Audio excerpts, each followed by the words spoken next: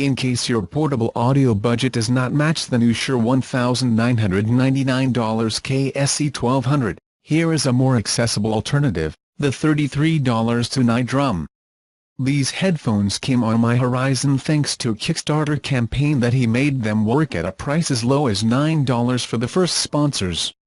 I was curious to know how many headphones are obtained for a minimal cost. It turns out that the Drum gives you a lot, many basses, lots of fun and very little to complain about. These days, most people have multiple pairs of headphones and headphones. Some are more elegant than others, we can differ in our preferences, but as a general rule, everyone needs a disposable pair that they can throw in their bag without a protective cover or a lot of care. This is the paper in which Tunai Drum is ready to intervene. They are made of simple and generic plastics, which makes them light and quite durable. They also do not exhibit any obvious marking and come in a variety of highlight colors. The cable is resistant to tangles and twists, and each headset feels stiff and durable.